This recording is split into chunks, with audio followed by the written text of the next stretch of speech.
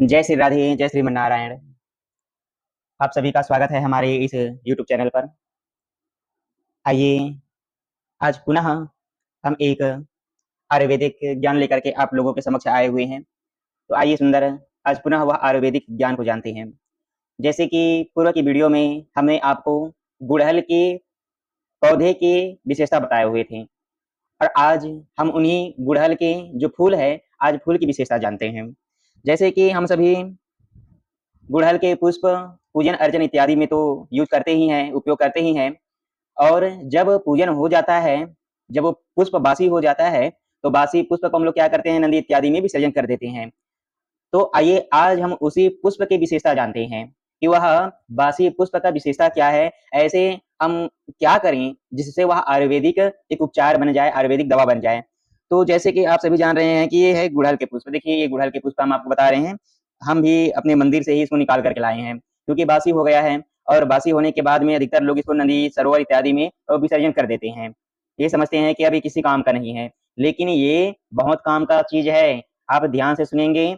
अभी तक आप हमारे वीडियो को लाइक नहीं किए हैं, हमारे यूट्यूब चैनल को सब्सक्राइब नहीं किए हैं, तो आप जल्द से जल्द लाइक सब्सक्राइब कर दीजिए और आप बने रहिए हमारे वीडियो के अंत तक, क्योंकि आज हम आपको विशेष जानकारी देने वाले हैं यह पुष्प के माध्यम से कि यह पुष्प है क्या, इस पुष्प में ऐसी कौन सी गुण है, ऐसी कौन सी दिव्य शक्ति है जिसको हमारे बड़े बड़े ऋषि मुनि इत्यादि यह पुष्प का आश्रय लिया करते थे। इसका क्या क्या हम औषधि बना सकते हैं, इनका हम कैसे उपचार कर सकते हैं, इस शरीर के लिए कैसे फायदेमंद है। आप सभी बने रहिए हमारी इस वीडियो में अंत तक। हम आपको पूरे एक एक करके आज इस पुष्प के ही बारे में बताने जा रहे हैं।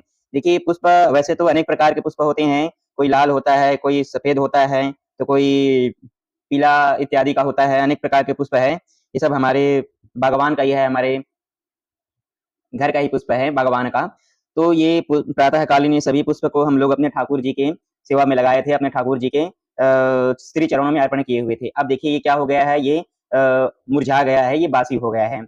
तो इस बासी को फेंके नहीं, अपितु इस बासी पुष्प को भी सुंदर उपयोग में लाएं। तो करना क्या है, देखिए कहा जाता है कि इस पुष्प में भी विटामिन सी का प्रचुर मात्रा में इसमें विटामिन सी पाया जाता है। ठीक है, प्रचुर प्रचुर मात्रा में इसमें विटामिन सी भरा हुआ है।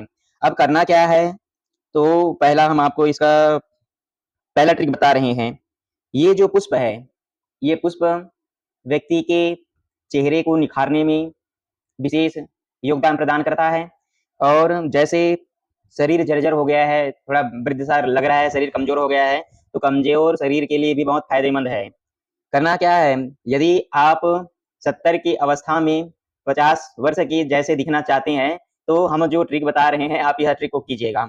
सबसे पहले ये पुष्प लीजिएगा आप, बासी पुष्प, और यह बासी पुष्प को लेकर के, यह गुड़हल के पुष्प को लेकर के, इस पुष्प को आप ले जा करके सुंदर जल में इसको उबाल दीजिए और जल में उबाल करके जो जल बच जाएगा, उबला हुआ जल, वह उबले हुए जल में थोड़ा मधुरस डाल दीजिए और थोड़ा शहद डाल करके यदि आप उस जल को अपने चेहरे में लगाएं, उस जल से अपने चेहरे को धोएं, तो कहते हैं कि उससे हमारे चेहरे में निखार आ जाता है। ये पहला उपचार है। दूसरा उपचार यह है, आप इसी पुष्प को लीजिए, इस पुष्प को लेकर के आप इस पुष्प का गाढ़ा बना लीजिए और इसका आप काढ़ा बना करके आप इस पुष्प को, इसका जो काढ़ा है, इस काढ़ा को आप दिन में 2 बार इसको पीजिए। इसको पीने से क्या होता है, हमारे जो शरीर के जो अनेक प्रकार की जो बैक्टीरिया है, ये सभी बैक्टीरिया नष्ट कर देते हैं और बैक्टीरियाओं को मार करके ये जो शरीर है, इस शरीर को मजबूत बना देते हैं।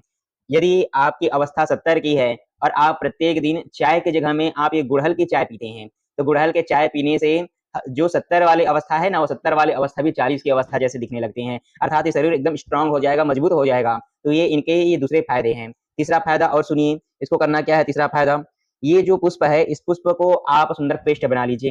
अर्थात इसको सिलबट्टे में आप इसको पेस्ट बनाइए और पेस्ट बना करके इस पेस्ट में थोड़ा-सा आप देसी घी मिला लीजिए और देसी घी मिला करके आप इस पेस्ट को, यदि आपके शरीर में कहीं भी दर्द हो रहा है, जैसे घुटने का दर्द हो गया, कमर का दर्द हो गया या शरीर में और किसी भी अंग का दर्द हो गया, तो इस पेस्ट को उस स्थान पर लगाने से वह दर्द भी दूर हो जाता है। ये दर्द के लिए भी बहुत फायदेमंद है। तो आप इसको फेंकिए नहीं, इसको सरोवर में विसर्जन ना कीजिए, अपितु घर में ही इसका सुंदर आप आयुर्वेदिक उपचार बना लीजिए, आयुर्वेदिक दवा बना लीजिए और आयुर्वेदिक दवा बना करके आप इसी दवा को अपने इस शरीर में लगाइए। देखिए, भगवान के हम पास जाते हैं और भगवान के पास जाकर के इसी पुष्प को लेकर के अपने इसी शरीर को स्वस्थ रखने के लिए अर्जी विनती करते हैं। तो ठीक है, आप अर्जी विनती कीजिए। इसके बाद इसी पुष्प को आप उस मंदिर से ले आइए और मंदिर से ला करके जैसे हम आपको बताए हैं, आप वैसे ही यह पुष्प को आप आयुर्वेदिक के रूप में भी अपने इसी शरीर पर लगाइए। इससे आपका शरीर मजबूत होगा, आपका मन शीतल होगा और सुंदर आपका यह भजन भी सार्थक हो जाएगा। तो आप सुंदर घर में इस आयुर्वेदिक उपचार को अवश्य कीजिए। आशा करते हैं कि यह आयुर्वेदिक ज्ञान आपको अच्छा लगेगा। यदि आपको अच्छा लगेगा तो आप अवश्य ही हमें कमेंट बॉक्स में आप इसके बारे में बताएँगे। आप जहाँ से हैं, आप अपने उस स्थान के नाम बताएँगे, जहाँ से देख रहे हैं आप वहाँ के नाम बताएँगे। इससे क्या होगा, इससे हम आपको और अनेक प्रकार के ज्ञान की बातें बताएँगे। जैसे यदि आपको और कुछ जानकारी लेना है तो आप हमारे कमेंट बॉक्स में अवश्य ही आप कमेंट करके हमसे पूछ सकते हैं।